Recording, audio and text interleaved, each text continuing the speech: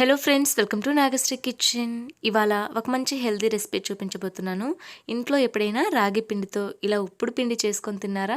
తినకపోతే ఒకసారి ట్రై చేసి చూడండి. చాలా చాలా బాగుంటుంది. రాగి పిండిలో హై ప్రోటీన్స్, కాల్షియం, ఐరన్ ఎక్కువగా ఉంటుంది. ఎక్కువగా రాగి పిండితో చేసిన వంటలు తినడం వల్ల రక్త ప్రసరణ బాగా జరుగుతుంది.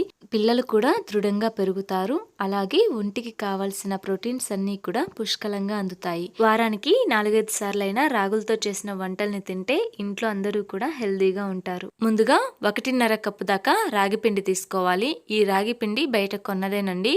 ఇంట్లో రాగులు ఉంటే మిక్సీలో వేసుకొని జల్లెడ పట్టుకుంటే రాగి పిండి రెడీ అయిపోతుంది.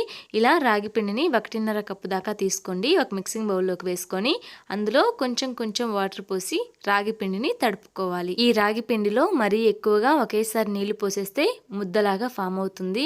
అలా కాకుండా ఇలా కొంచెం కొంచెం నీళ్ళని చల్లుకుంటూ రాగి పిండిని ఇలా బాగా ప్రెస్ చేస్తూ పిండి మొత్తం కూడా తడి పొడిగా ఉండాలి. ఇలా తడవాలి, కానీ పొడి పొడిగా ఉండాలి.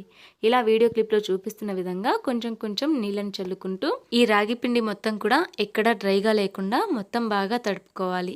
1.5 కప్పు పిండికి 1 కప్పు దాకా వాటర్ కరెక్ట్గా సరిపోతాయండి. ఇలా బాగా కలుపుకోవాలి. ఏమాత్రం ఇలా కలుపుకోకపోయినా మనకి పిండి అనేది సరిగ్గా ఉడకదు. అలాగే లోపల పిండి పిండిగా అంతే ఉండిపోతుంది. ఇలా ముద్దలాగా చేస్తే ముద్ద అవ్వాలి. ఇలా మళ్ళీ బ్రేక్ చేస్తే ఇలా పొడి పొడిగా అవ్వాలన్నమాట. ఇలా అయితే మనకి రాగి పిండి పర్ఫెక్ట్గా కలిసిపోయినట్టే. ఇలా రాగి పిండిని బాగా తడుపుకున్న తర్వాత ఈ పిండి మీద మూత పెట్టి పక్కన పెట్టుకోండి. ఆ తర్వాత గ్యాస్ వెలిగించుకొని ఒక ప్యాన్ పెట్టుకోండి. అందులోకి ఒక 2 టేబుల్ స్పూన్ల దాకా నెయ్యి కానీ ఆయిల్ కానీ వేసుకోండి. ఇక్కడ నేనైతే నెయ్యి వేస్తున్నానండి. నెయ్యి వద్దు అనుకునే వాళ్ళు ఆయిల్ అయినా వేసుకోవచ్చు. అలాగే ఒక ఉల్లిపాయని ఇలా చిన్నగా స్లైసెస్ లా కట్ చేసుకొని యాడ్ చేసుకోండి. 1 టీ స్పూన్ దాకా తాలింపు గింజలు, 10-15 వెల్లుల్లి రెమ్మల్ని పొట్టు తీసేసి సన్నగా కట్ చేసుకొని యాడ్ చేసుకోండి. ఒక 2 రెమ్మల కరివేపాకు కూడా వేసుకొని బాగా ఫ్రై చేసుకోండి. వెల్లుల్లిపాయలు ఎక్కువగా ఉంటే తినేటప్పుడు అక్కడక్కడ తగులుతూ టేస్ట్ చాలా బాగుంటుంది. వెల్లుల్లిపాయలు కొంచెం ఎక్కువగా వేసుకోండి. నెక్స్ట్ ఇందులోనే ఒక 5-6 ఎండుమిర్చిని ఇలా తుంచుకొని వేసుకోండి. నెక్స్ట్ ఇందులో రుచికి సరిపడినంత సాల్ట్ వేసుకొని బాగా కలుపుకోండి. ఇవి మొత్తం కూడా బాగా ఫ్రై అయ్యేంత వరకు కలుపుకున్న తర్వాత ఇందులోకి మనం ముందుగా తడి పెట్టుకున్న రాగి పిండిని వేసుకోండి.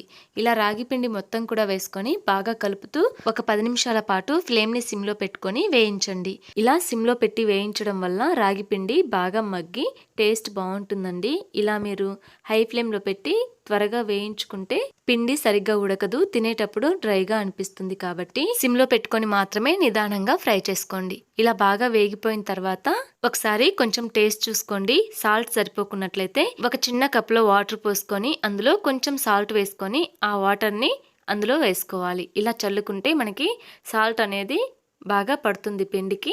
ఇలా సాల్ట్ వాటర్ చల్లుకున్న తర్వాత మళ్ళీ ఒకసారి బాగా కలుపుకొని ఒక 2 మినిట్స్ పాటు ఇలాగే కలుపుతూ ఫ్రై చేయండి.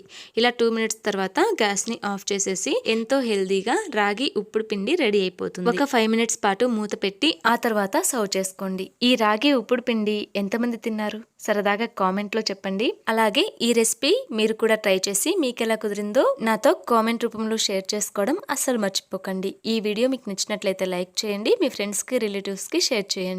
మరెన్నో టేస్టీ వెరైటీ సింపుల్ రెసిపీస్ కోసం మన నాగశ్రీ కిచెన్ ఛానల్ని సబ్స్క్రైబ్ చేసుకోండి. అలాగే పక్కనే ఉన్న బెల్ సింబల్ని క్లిక్ చేయడం అస్సలు మర్చిపోకండి. నేను వీడియోస్ అప్లోడ్ చేసిన ప్రతిసారి నోటిఫికేషన్ మీకు వస్తుంది. Thanks for watching.